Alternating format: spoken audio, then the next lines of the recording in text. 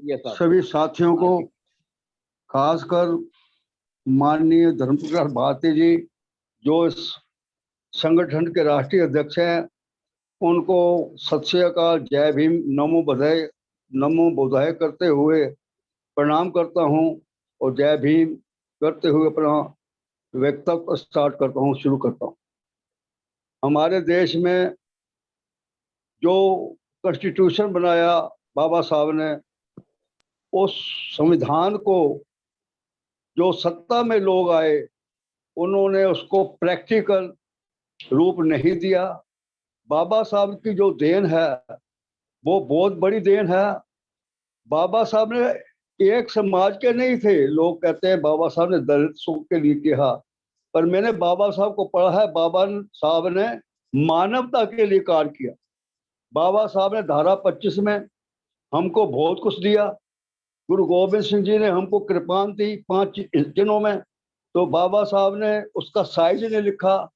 अगर वो साइज लिख देते 6 इंच 8 इंच, तो आज 3 फुट की कृपान हम जहाज पे लेके विदेशों में ना घूम रहे होते। बाबा साहब को सिख समाज की भी बहुत बड़ी देन है।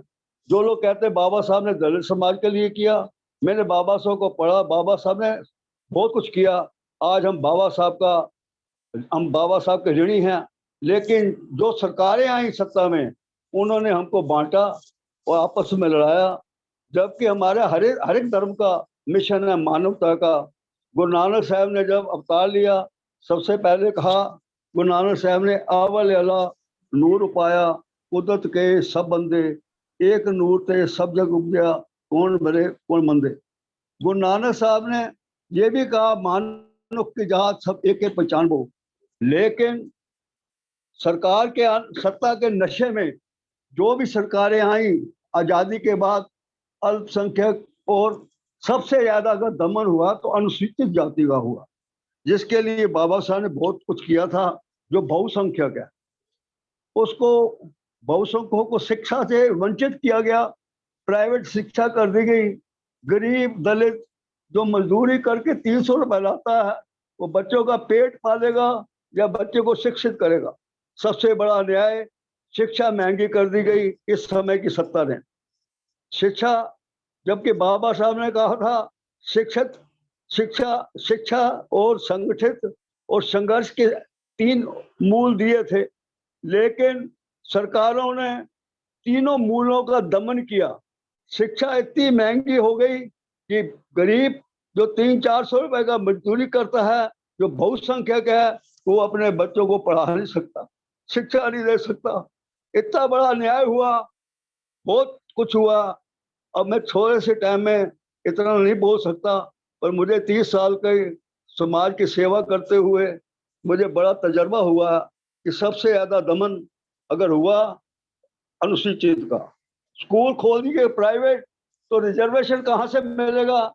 नौकरियां सरकारी की जगह प्राइवेट कर दी गई, तो बताओ आरक्षण कहाँ से मिलेगा? जो आरक्षण था सब गायब हो गया, सर्विस में गायब हो गया। क्यों?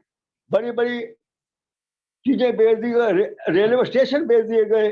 बताओ आरक्षण कहाँ से मिलेगा? ये आरक्षण अगर रखना है कायम बाबा साहब का संविधान, तो हमें चेतना होगा, हमें समाज को चेतना होगा कि इसकी रक्षा संविधान की कौन सी सरकार कर सकती है।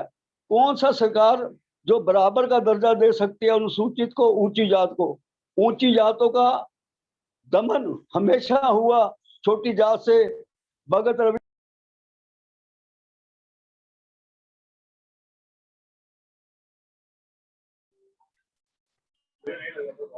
साहब माइक अनम्यूट कर लीजिए।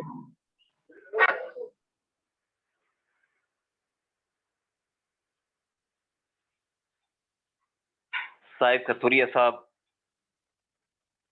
नेटवर्क की प्रॉब्लम शायद हमसे कट चुके हैं, शायद उनकी आवाज नहीं आ रही है। तो रविदास जी को समझने लगे, कोई मंत्र पढ़ दिया उन्होंने कहा नहीं इकट्ठा भोजन करेंगे धोती वाले लोगों ने ऊंची जात के। रविदास जी ने जब बैठे रविदास जी, तो दाएं रविदास दिखा उनको, बाएं रविदास दिखे। वो थे जूते गांठने वाले, उनको उनको ये समझते बस जूते काटने वाला है, पर उन्होंने मेहनत की और आध्यात्मिक स्थिति उनकी इतनी ऊंची हो गई कि संत रविदास जी पत्ते में भी दिखा उनको, लेफ्ट राइट जिधर देखे रविदास, फिर भी इनको काला चश्मा इनका नहीं उतरा, ऊंची जात वालों का वो चश्मा अभी भी लगा हुआ है। जब तक हम चेतेंगे नहीं तो हमारा ये संविधान नहीं बच सकता। लोकतंत्र की हत्या हो रही है, एजुकेशन महंगी हो गई, गरीब जो बहुसंख्यक है, खास करके दलित समाज और मुस्लिम समाज, ये अशिक्षित और बढ़ता जा रहा है। शिक्षा सारी प्राइवेट कर दी गई, नौकरियां प्राइवेट कर दी गई, ना आरक्षण सरकारी नौकरी होगी, ना आरक्षण पर इम्प्लीमेंट हो सकेगा प्राइवेट में, अपनी मर्जी से नौकरी रखेंगे वो। तो ये सारा हमारे संविधान का दमन करने का ये चक्र चल रहा है। अगर अब अभी भी हम ना चेते तो आने वाले समय में हमारे जो औलादें होंगी वो हमको बददुआएं देंगी कि ये तुमने संविधान का दमन हो रहा था तो तुम कहाँ सो रहे थे नींद, गहरी नींद में, और संविधान का दमन होने कैसे दिया तुमने हमें। हमारे गुरु गोबिंद सिंह ने कहा, जुल्म करने वाले से ज्यादा जुल्म सहने वाला अपराधी है। जुल्म करने वाला तो जुल्म करता है, पर सहने वाला ज्यादा अपराधी है। इसलिए हमारे गुरु गोबिंद सिंह ने जब जुल्म हुए मुगलों के, औरंगजेब के या किसी के भी, उससे लड़ाई लड़ी, इसलिए लड़ी, अन्याय हो रहा था। अब तो अन्याय सिर से पार हो चुका है।